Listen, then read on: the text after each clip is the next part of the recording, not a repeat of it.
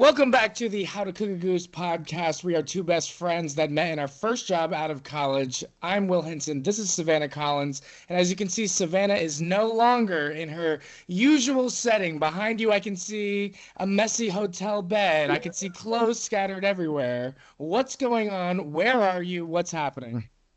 So I am in San Francisco. Actually, I'm on the other side of the bay right now. I'm actually in Berkeley for the premiere of Win or Lose.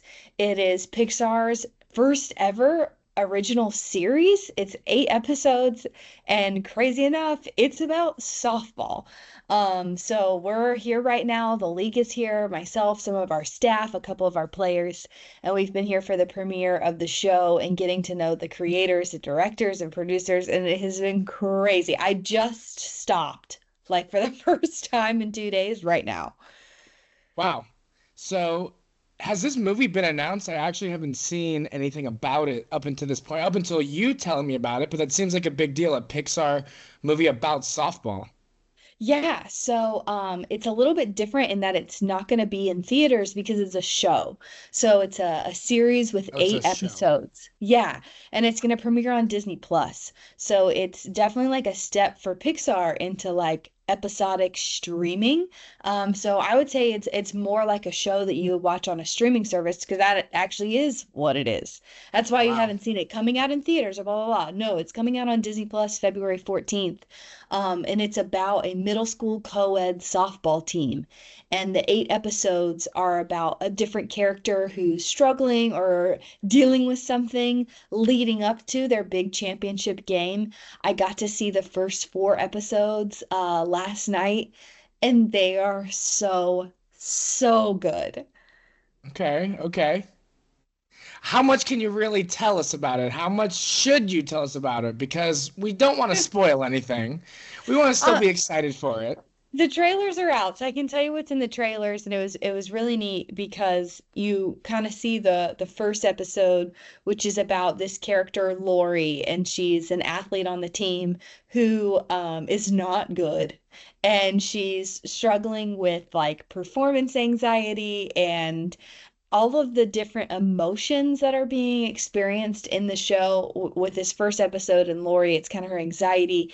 And then in the second episode, it's actually with an umpire who is like lovesick for someone that he works with. And like he has this shield of armor he puts on that's like his putting up walls against people. The third episode is about this character, Rochelle, who's going through trying to get the money together to pay for softball dues. And it's about just feeling out of control. It sounds very Inside Out, because obviously Pixar made Inside Out 1 and Inside Out 2, so it almost took that like showing emotions, but then applied it to being a kid or a parent or an umpire who are surrounded around sports. And I have never seen softball depicted in a major motion picture of any kind like this. It's so special. So, yeah, that's a great point. I mean, why Yeah, do you think they picked softball? That's the number one question. So happy that they picked softball me because too. softball really deserves it. I mean, as you and I both know, as people who have worked in softball for so long, like the characters are larger than life of the real people that work and play in softball. So now to see it depicted on the screen, is amazing. But why do you think Pixar picked that? So, the co-director and creator, her name's Carrie Hobson. She made it alongside Michael Yates. They are longtime animators at Pixar and in the industry who are making their directorial debut with this. And Carrie Wow. played softball growing up. I actually got to interview her and Michael and the producer David this morning, and that was my first question. Is I asked them, you could have picked any sport for win or lose. Why did you pick softball? Yeah. So, she talked about, growing up playing and the way that you get put in so many, win or lose situations in the sport. You wait, wait, wait, the ball comes to you. You wait, wait, wait, it's finally your turn at the plate.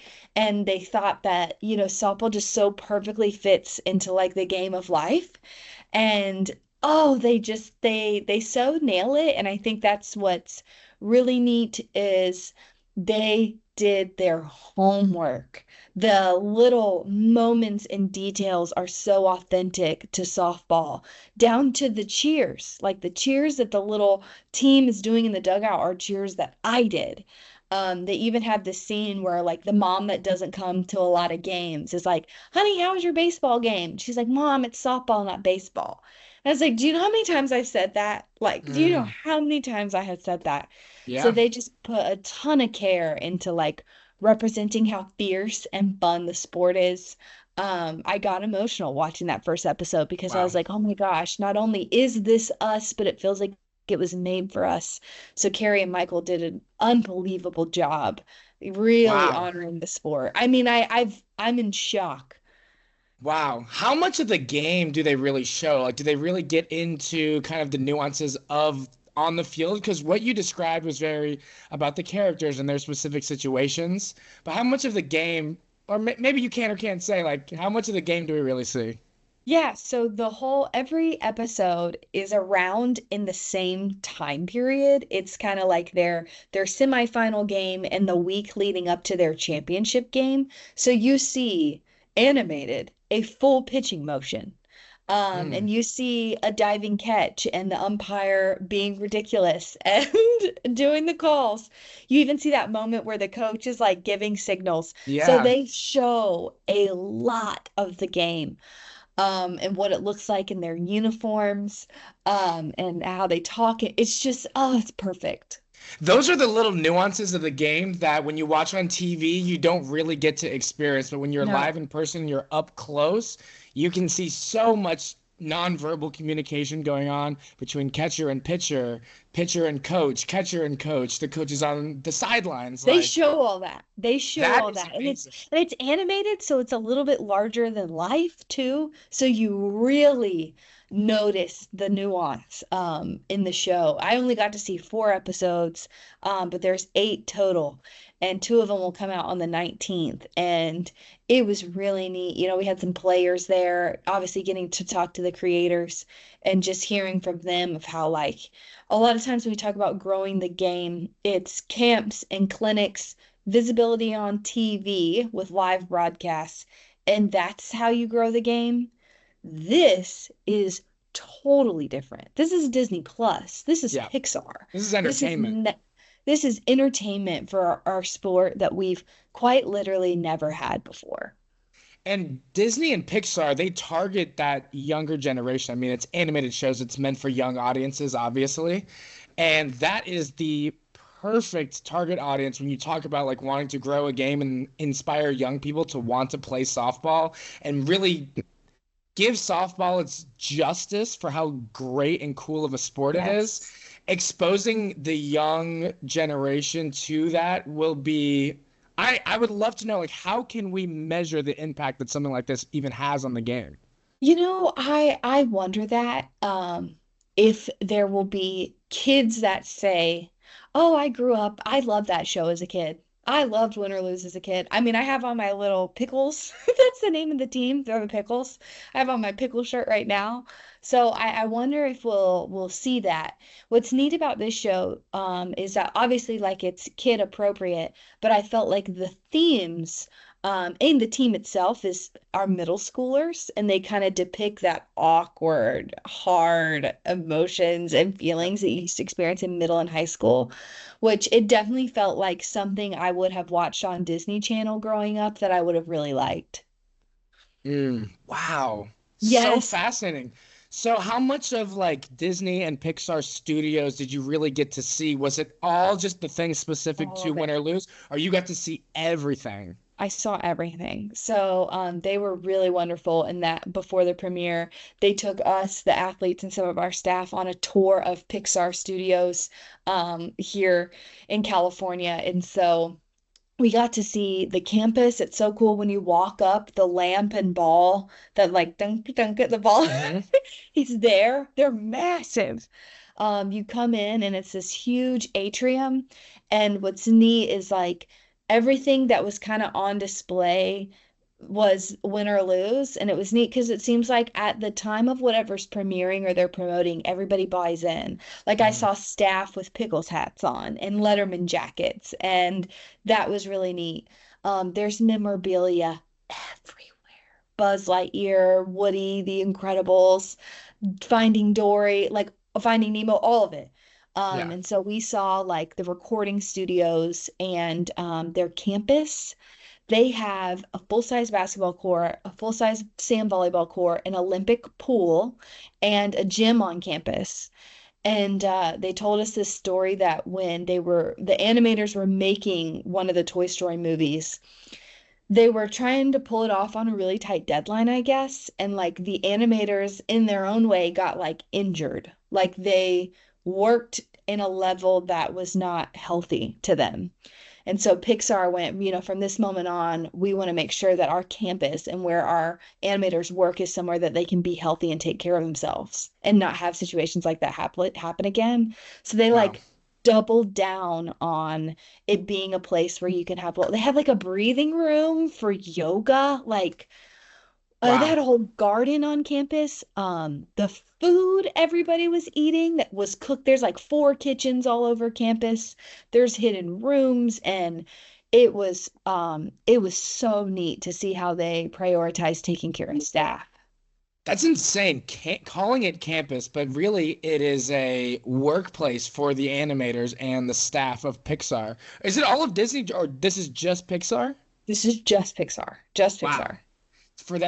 For you to even refer to it as a campus, it's just reminding me of like being in college. But in That's college, what you're it paying felt like. tuition. These people, this is their career, this is their job. They're being paid to be in this place. But I mean, like you said, this is state of the art. Disney, Pixar is animation on the highest level. So that's insane. And you know what's funny? What I thought about so often being there. Obviously, we work in sports, but we work in sports creative. And as I'm walking around and I'm seeing the sketches on the wall, the clay modelings of characters that like I grew up watching, I'm kind of sitting there going like, are these the most brilliant human beings when it comes to art? Like, is there a level of brilliance any higher than being someone who makes animated films that are funny and are an imprint on you for the rest of your life? Like, I don't know if that was just a level of reverence that was too much, but I was just like, are these some of the most brilliant people in art? Yeah, I would say absolutely in the modern day. I mean, especially considering the reach of Disney Yeah. Pixar. I mean, you were talking earlier about, I mean, when we were talking about just how this is going to impact young people, the first thing I was thinking was anytime you see, one of the fishes from Finding Nemo, whether it be Nemo or Dory, you don't know the fish by its like actual biological name. Oh, that's Yeah. Nemo. That's Dory. Yes. Yeah. Oh, that story. Yeah. That's Yeah. not a clownfish. That's Marlin. So you're right in terms of like they leave this almost unmeasurable impact that kind of stays with you through your adult life. And even watching as an adult with kids, it does create that almost like bond over the movies. It's something that a parent and a child can kind of reference to one another. And there are movie quotes that my mom and I kind of like do as a bit back and forth all the time. It's Yes. so fun. So You'll hopefully quote them for the rest this of your life. yeah, for the rest of your life. So if this has the ability to make an impact like that, to me, that's how I really would measure, are these some of the greatest artists alive right now? Like it's really that impact, beyond the digital media file of the movie, it's having that impact that, you can see between people's relationships. Well, let me tell you the part that sent it over the edge is it was the one part of the tour we were not allowed to take photos or video. And we enter into these double doors, and it's where the animators' offices are. Offices are not the right word. So apparently, when the animators moved to this new large open space office building, and it was designed by Steve Jobs, so it was very like Apple-esque cubicles. They were like, oh, this is so not our vibe. So Pixar went to the animators and was like, look, you can do whatever you want in here as long as you do it on your own time and your own money. We don't care. Nice. These animators went and created what I can only describe as a village of their offices. So when I first walk in, there is a building wall inside the bigger building that's probably the size of like a shed that you get from like Home Depot. It is covered in moss, has a lantern hanging off of the side, and looks like medieval. And I look in the windows, it's somebody's office. I keep walking, and there's a wall covered in vinyl with a door. Inside that door, somebody's office. Mm, There are then three large scale arcade machines and a chalkboard above it with daily high scores for Donkey Kong and Pac-Man and all that they like wow. play in that area. There was a full size like teepee tent, and I like look in, someone's working in there. They were all humongous. Like, and the guy on our tour said a lot of them went to Home Depot and bought these like sheds, got rid of the cubicles, and turned them into these little like mini houses, like tiny houses that they turned into their office, and they all have a theme. And there's memorabilia everywhere. There was like a 20-foot tall plankton from SpongeBob, like on the walkway. A full-size truck was in there. A stage for them to like jam out and band. I don't know. Wow. It was like I so see why they don't take photos and videos of this. I'm trying to describe the best I can because it's somebody's space and it's somebody's home away from their home. And that was when I was like, okay, not only can these are these people animators, but they can build and have vision to create something in real life that genuinely would put any like festival, Renaissance fair or whatever to like shame because it looked real. It Wow. was wild. It was That's wild.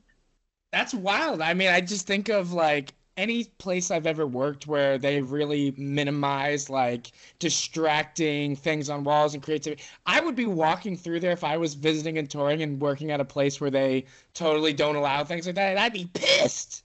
I would be Yeah. pissed because And you I mean, that's awesome. it just I think to me it like it shows that these people one care, two probably have the in mind that I'm going to work here a long time because why would you put that kind of time and energy into a space Yeah. which as a company that's probably what you want. You don't want a lot of turnover, you want longevity, and for them to like enjoy coming in every day. Like that was neat too. We were there today after our interview during lunchtime, and 100 people come out of their offices, all sit down in this huge atrium at tables and booths and little cubbies and sat and ate lunch together. And it made me go, "Oh wow, these people take time to eat lunch Together at the together." same time every single Not it. day. Right. Wow. That's so funny that you say that. I remember seeing something on TikTok actually a few months back, and it was like there is something to be said about a person, or in this case, it would be an organization, that deliberately takes time out of their day to eat lunch. Like, I don't know how to, like, I can't explain this because the original video, but it was something about you have to eat lunch every day, no matter what. You cannot skip lunch every single day. Um, and I think the video was in reference to it on an individual level, but when you see it on an organizational wide level, you really Amazing. fostering community between employees. That is something that's how you get a workforce that really can't be poached or replaced. Give Yeah. soft. I mean, I that's why I think people kill to work there. They'll do anything to work at Pixar or be at Pixar. I don't know. I think it's just neat, like at least from the outside looking in, where a place that creates special things seems to be in and of itself also special. Yeah. So that was really cool, just as a creative person to get to watch and look at. And I've always been big on my office being somewhere that I liked and that was comfy and Yeah. that was also respected. And I I don't know, in an age where we like work from home and or maybe commute or like you get shoved in some random office building with fluorescents, like not everywhere can be Pixar, but Right. like Well, I why think not? we made the best out of when we worked together at our first job. We haven't even really discussed like the workspace that we actually worked out of in our first job. Right. That it was, we call it a closet. So if you've listened to this podcast, if you're listening and you have ever heard us refer to the closet we worked out of, it was literally a A broom closet. closet. Yeah. It was like, I don't know, when if I do my wingspan, it was probably about like you want to say 7 feet wide, At most. at probably six, At probably 6 feet most. wide. And then Yeah. it was like skinny and long, Extremely narrow, and then there was a tinier closet within the closet in the very but back. we didn't have a desk. It was just like a shelf Yeah. that That popped we had out. desktop computers. So everything was Yeah. on a shelf and we just had office chairs in there.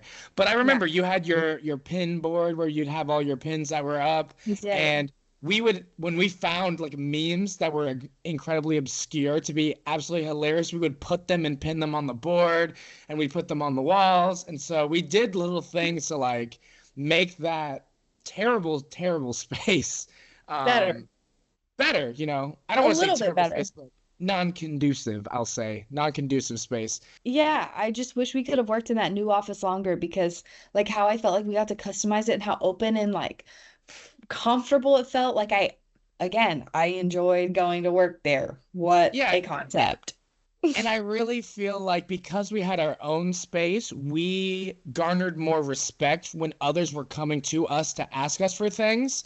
Like, oh, look, we actually Great have point. desks. We actually have desks. We actually have space. We actually have an office. Like, when you feel like you're respected kind of by the greater organization, then when the individuals come and see you, they have more respect for you and what you do. Whereas when we were just working out of the closet, we look like some interns. So we get the respect level of some interns, you know? I hadn't even thought about that until right now. 100%. 100%. It's like when someone comes over to your house, you know, people, you're more respectful of other people's space when you're in their space because you feel like a guest. Yeah, absolutely. So, it's been a very inspiring couple of days. I have enjoyed every second of it. I'm interested and like really excited to see where this goes. Like obviously having a pro softball traditional league premiere this summer at the same time that this show is coming out does Yeah. not feel like an accident. Like the ball is rolling and it is picking up speed right now in a way I've never felt before in the sport. Wow, this really just feels like kind of the beginning of a really long thread that you could pull Totally. here. Yeah, and it was neat too because when they told me I was going to get to interview the creators, I was just shocked. I mean, and I can kind of sit right now and go, this definitely feels like the most big picture thing I've ever done in my career. What Like, is the difference between you've interviewed a million athletes. What's the difference between interviewing an athlete and interviewing an artist? well, Give first of soft all, I had a hard stop at 10 minutes. Nothing after.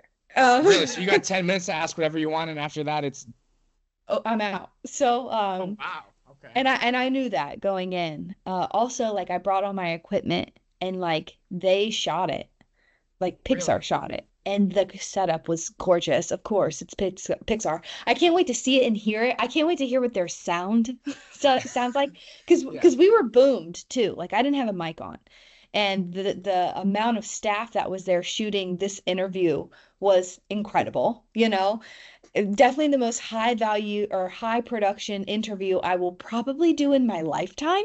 I can't see it getting bigger than this. Maybe if you do something with like NFL or Fox, maybe, but I mean, come on. And so, yeah, they were like, "Hey," I was waiting in the lobby. They're like, "Hey, it's your time slot. Come with us." They take me upstairs. They said, "Wait right here." Interview before me finishes. They said, "Come on in." I sit down in a little director's chair. They're all three of them are there. They're lit. They look great. And then the production guy briefed me. He goes, "I'm going to be your timer. I'm going to give you a 2 minute warning, and then I'm going to give you a 30-second warning, and then I'm going to give you a hard stop."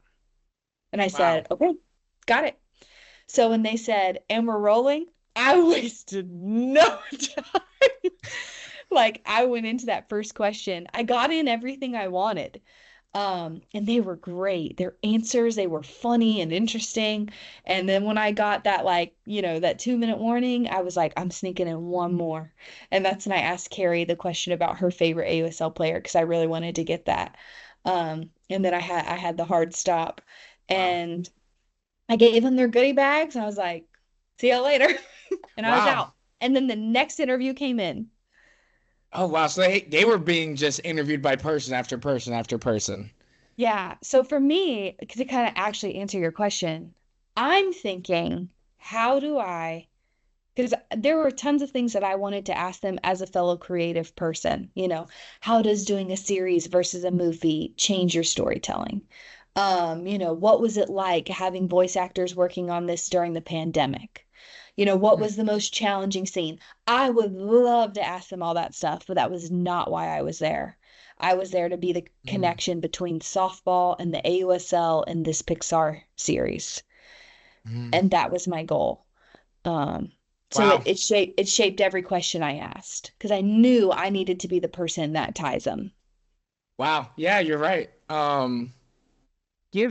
That's insane. I mean, we're just so used to the run and gun kind of setup where it's like, how can we make this look as best as possible with like two lights, one mic, one camera, two lenses, Something's you know what I duct mean? taped. Yeah, exactly. We're so used to like trying to just rig things where I'm sure you go into that setting and it's just world-class lighting, microphones, setup, acoustics, like everything is set up for it to be as high value as possible. It probably just makes it so easy. You're not even thinking about everything where, No, I just yeah. sat down. They said Yep. go. I do interviews every summer where I'm worried about the plane passing overhead in Oh Rosemont or yeah. like the background music from warm-ups going on or I mean, I almost got hit by a foul ball 3 times during an interview this Welcome June. to the club. So it's right, right. And I'm like, I didn't think about a thing aside from let me do a great job. And that was neat. Wow, that is amazing. Yeah, this is the coolest thing I've ever done. Top one. Top one. This is the coolest Wow. thing I think I've ever done.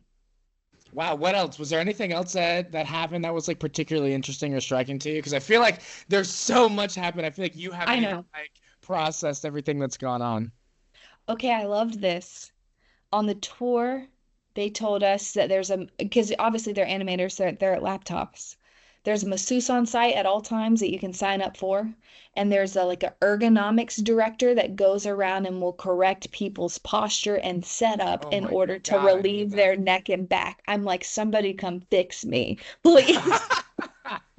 Like, can I Somebody sit come here and pretend come to be a look at me and Pixar when I'm in employee? like when I'm in shrimp mode when I'm editing, like my It's I'd be bad. like, this girl needs help. Yeah, I'd be in there like, hey, do you mind if I just sit here next to you and pretend like I work here? Because Yeah, my back is like, yeah, I'm hunched over. yeah. The That's hilarious. positions and ways that I sit while either like editing or writing are not healthy.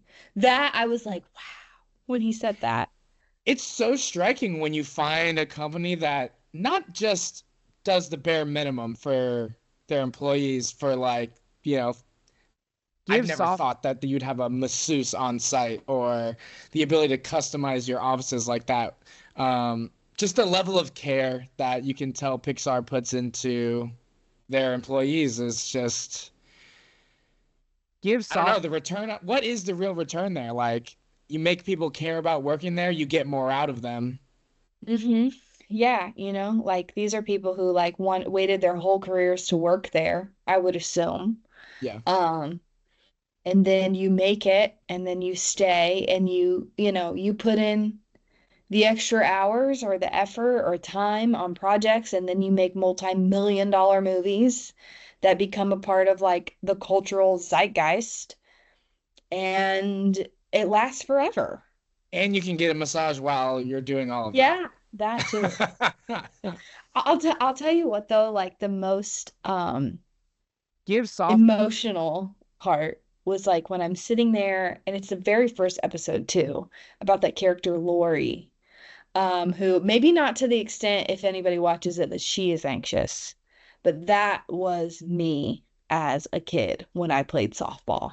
Like feeling so much pressure to perform, and her anxiety is like depicted as this little blob that talks and gets bigger Mm, as the game and days go on. And I so related to that when, just hearing the things that her anxiety is saying when she's playing and training.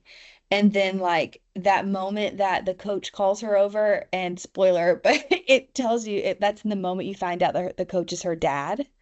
And mm. like when she looks up like at her dad and he's like in the light of the field and how badly she wants to perform well for her dad, that was me, Wow. like to a T. And at that time, and I've talked about this before with the athletes that I work with, I wish there had been more visibility and conversations about anxiety around sports because I Mm, was that's what made me anxious to the point where I wasn't having fun.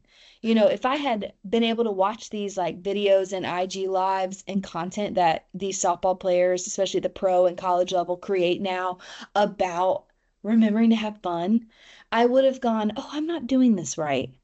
But, I'm 9, 10 years old and there's nobody really saying, I mean, I didn't even have role models. yeah. And it's not always helpful when your coach just got done chewing you a new one and then says, "Hey, and don't forget to have fun." Like it doesn't exactly land or stick with Right. you. I can't tell you how many interviews I have done where in the moment at like 29-year-old Savannah, I go, 9-year-old Savannah needed this more than I do right now. Mm, Like I feel that a lot every time I interview the AUSL athletes, where I'm just like, oh, I needed you. I needed you at a camp. I needed to hear you. And it's a big motivator for me because I'm like, there's one of me out there who yeah. maybe will see this. So, Yeah. That's wild. I mean, when we watch as fans, we do get the pressure of the game in the sense of like we usually know what's at stake for the team. We know what's at stake on the field and the position the players are in. But then I think what we don't take into consideration is that individual player that's on that field. It's bigger than just that game in that moment. It's yeah. the coaching staff, the people that, are there in the building every single day that they show up to work and are playing football for their organization. It's just so much bigger, the pressure, and beyond the organization, like the city, the community. A lot of these athletes are highly involved in doing community related things. So they're very involved in the community and they meet these people that have lived in these cities for their entire lives. And they say, like, we're rooting for you. We want you to do good things for, not only the team, but the city, like bring excitement back to the people who live here. It becomes so much So larger much than I bigger. think any normal person could really imagine. Yeah. Um, and so I think even depicting that in a very small way, like a young Mhm. girl wanting to perform for her dad, is a really, really good insight into like the psychological things that athletes go through. They nailed it. I'll give you another one that you just reminded me of when you talk about like the city and community impact. There's an episode about Rochelle, who she's the catcher on the team, and she works concession stands during the other games to raise money for her to play the next season to pay her dues. I can't tell you how many softball players who play travel ball who are going to relate to that, or their parents are going to relate to the pressure to pay for what Mm. it costs to play on a travel team. And you watch the struggles that creates for her and who she has to be. So she's like her little cute character with her braids, but when she goes into business mode, her character changes into this like boss girl. She's got on a little green suit and glasses. It's so cute. And I'm just like, man, that was us when we stood outside of Publix with our helmets and did a helmet drop trying to get people to give us $1 on their way to go in the grocery shop. Yep. And I'm like, oh my gosh, like it's gonna touch so many people in so many incredible Yeah. ways. That is amazing. So wait, when does it come out? Is the first episode already out? 2 episodes come out February 19th. It's really interesting because you see them tackling all of these really interesting, but very common, but uncommonly spoke about social things Heavy like too. They're heavy, heavy. having to, being a kid and having to pay, and having to like understand about like not having enough money, not being able to afford. These are like heavy subjects, especially when it comes to kids. Um, and so, you kind of wonder like, and this is no prediction. I haven't seen any of it. I don't know anything, but like dealing with loss is probably another one that, you don't really see in movies where, it's all the end of the movie is always they win the big game, like, or the big moment, Yeah. the hero succeeds. I would be curious to see if they would touch dealing with loss. Yeah. Well, I was reading some other articles in prep for this. And it mentioned how, Pixar has always like stepped into, like death of a parent, The Lion King. Yep. Like that's depicted, or Bambi, that's graphic, or in Yep. some of the themes in Moana, like they're heavier stuff that Michael, the one of the co-directors, said this, that like it being animated actually gives them the ability to tackle darker things because the illustration and the way that it's delivered is so light that it Yes. creates a balance. And I was like, gosh, that's brilliant. It is brilliant. So brilliant. And so yeah, it's just I can't wait for you to watch it, and I can't wait to see what characters you like. I think I know which one is gonna make you laugh. So we're gonna Okay. have to do an episode after this comes out. Definitely. I'm excited now because honestly, like I said, I didn't see that much advertisement about it. Now hearing all of this from you, and I mean, obviously you have this major inside scoop on it. This isn't just like, hey, here's a link, go watch it. Now, understanding the impact and understanding how it's going to just represent different groups Give of soft people, not even just athletes, but also just the entire sport of softball in a way we've never seen. It's really exciting. It's so awesome. I cannot wait. I'm like gonna be a pickle a pickle fan forever. I was gonna say, I love the shirt too. Like I'm sure like the Let me unbox. So Pixar has a gift shop oh my God, that I Savannah. went crazy in. So obviously you see my pickle shirt. This is like the movie poster with the characters. Okay. I'm Win hanging this or on my wall. lose. Yeah, win or lose. And like it's neat. It like opens up and it's like everybody's chasing the feeling of a win. But every time somebody wins, somebody loses. Sticker pack for the scrapbook. Nice. Take it to my goal. This is my little look how cute. Oh, the This little is my hat, the dad pickles hat. hat. Look how cute. It's so cute. I like Um, that word mark that's on your shirt. Same. The How font awesome is does really this? good. It feels like classic softball, baseball. Yes, they did these are like cards. I have some I need to send a thank you card to for sending me to this event. So I got some of these. I like that it had every character on it. Oh, hold on. Oh, I did get these Pixar postcards Those because are this is, really, really cool. yeah, this is the gate you like go in. Oh my gosh, I didn't even tell you about this. At the reception, all of the food had softball names. So they were serving like tater tots, or they were serving these corn dogs that were weird, and it was called the Wild Pitch. And then like they Mm. had a Gatorade box like thing for you to get a drink out of. And then they did give soft cards. Well, they gave you a little like They trading gave card. me so many. That's a lot. I know, and they were like, "Do you want to take a picture together?" So me and Adeline got in for one. And then Go Pickles is on the back. give That's soft awesome. Like a little trading baseball card. There is nothing they didn't think about. Yeah, step up to bat. It's so cute. So yeah, I went crazy on the merch. Um, at You got Pixar. to. You got to. I hope all our Goose fans become Pickles fans. Thanks for tuning in to another episode. I'll be home maybe next episode and go watch the show once it comes out February 19th.